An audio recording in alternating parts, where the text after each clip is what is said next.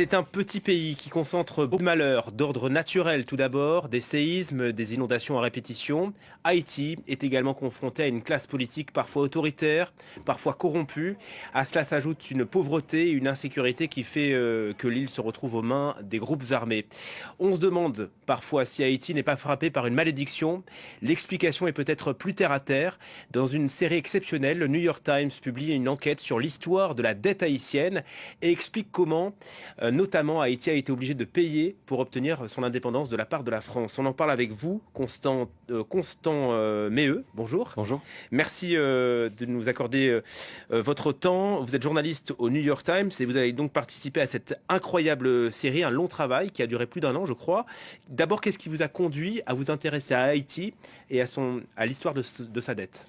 Bon, écoutez, exactement ce que vous venez de dire, c'est-à-dire qu'on a une collègue qui s'appelle Catherine Porter, qui connaît bien Haïti, qui a fait beaucoup de reportages là-bas, et qui à chaque fois qu'elle allait sur place se demandait mais comment se fait-il que ce pays est aussi pauvre? Comment se fait-il qu'il n'y a pas de système de métro? Comment se fait-il qu'il n'y a pas d'égout qui fonctionne? Comment se fait-il qu'il n'y a pas de système d'éducation publique solide?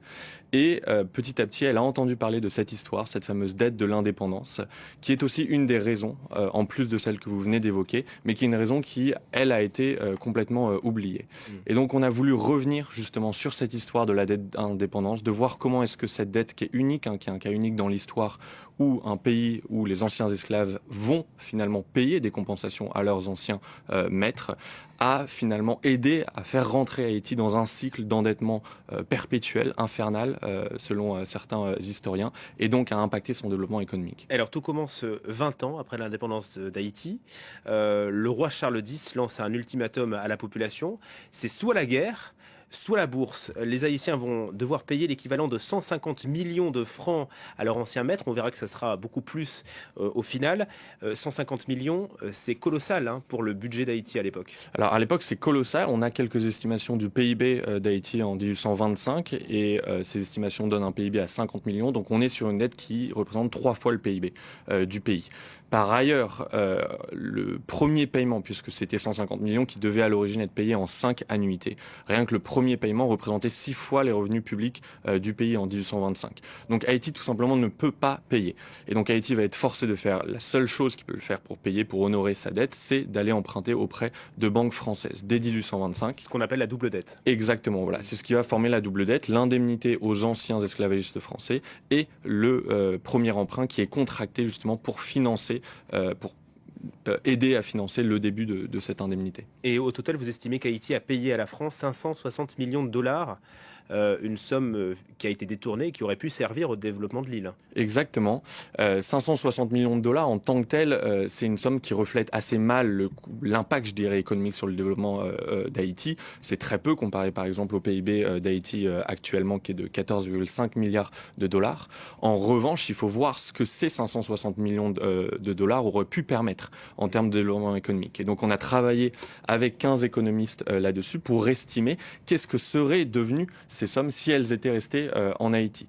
On est arrivé à une fourchette en termes de coût d'opportunité économique qui est entre 21 milliards de dollars et 115 milliards de dollars, c'est-à-dire entre 1 fois et 8 fois le PIB d'Haïti en 2020. 115 milliards de dollars, ça veut dire entre les remboursements de cette dette, des emprunts et donc le manque à gagner pour Haïti, c'est ça? C'est le manque à gagner, exactement. C'est exactement le manque à gagner, c'est-à-dire que pour cette fourchette, on a pris 2 hypothèses. Une assez conservatrice, qui est de dire si cet argent était resté en Haïti, il aurait grandi au même taux de rendement que le reste de l'économie. Donc pour ça, on utilise le taux de croissance réel du PIB d'Haïti. Mais beaucoup d'économistes nous ont dit, attendez, ce sont des sommes qui sont tellement énormes qu'elles auraient de toute façon boosté la croissance économique d'Haïti. Un peu comme en République dominicaine, qui partage l'île. Voilà, exactement. Et donc on a pris en fait la croissance économique moyenne du reste des pays d'Amérique latine, et en utilisant cette croissance économique moyenne comme taux de rendement pour ces sommes, on arrive à 115 millions. Et c'est vrai que c'est frappant, encore une fois, qu'on est sur la même île, un pays où il y a justement des réseaux de métro, des réseaux d'égouts, des écoles, et puis vous traversez la frontière et vous arrivez en Haïti où c'est une situation bien différente. Ce système, il a duré combien de temps? Alors, ce système en tant que tel sur la double dette, elle a été remboursée définitivement en 1888. Mais pour rembourser cette double dette, on l'a dit, Haïti a dû emprunter une première fois, puis a emprunté de nouveau dans les années 1870, en partie aussi dans l'espoir de pouvoir rembourser cette double dette. Les ressources avaient été tellement, je dirais, pompées aussi par ces paiements à la France que Haïti a dû ensuite emprunter de nouveau à la fin du 19e siècle.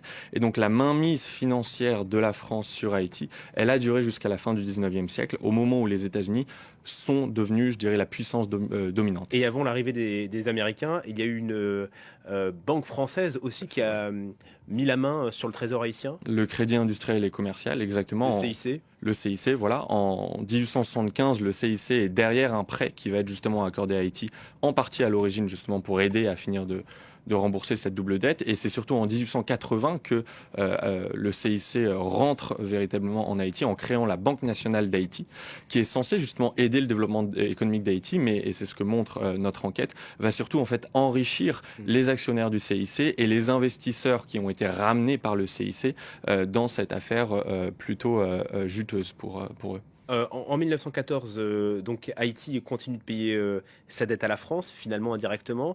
Et puis le pays voit arriver les Américains. C'est un nouveau cauchemar qui commence, un nouveau pillage.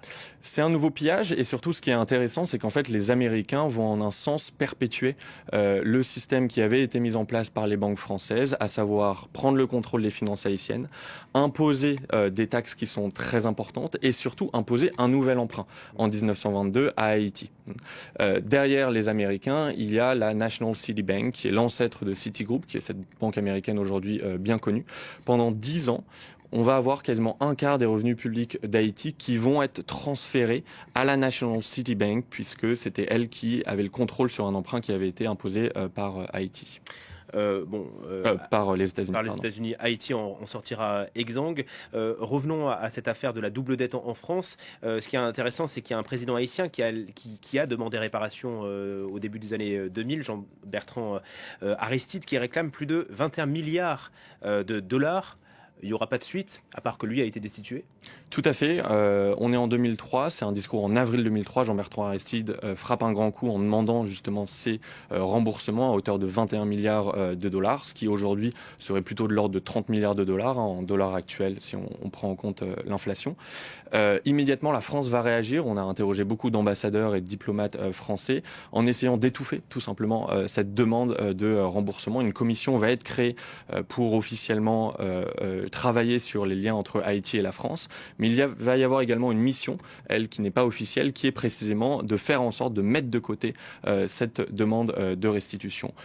S'ensuit l'année 2003. Haïti est plongé dans une crise politique très violente. Des groupes armés montent dans le pays. Le président Jean-Bertrand Aristide est accusé de violer un certain nombre de droits humains, d'avoir des gangs qui sont à sa solde. Donc on a une situation qui est très compliquée. Les États-Unis et la France, en février 2004, vont finalement exiler le président haïtien en Afrique et ont toujours nié que c'était un coup, ont toujours nié aussi qu'il y avait un lien entre la demande de restitution et cette opération. Un ancien ambassadeur français, ambassadeur à l'époque, nous a cependant dit que pour lui, cela était précisément un coup. Et lorsqu'on lui a demandé s'il y avait selon lui un lien entre la demande de restitution et ce coup, il nous a répondu qu'il y avait probablement un peu un lien.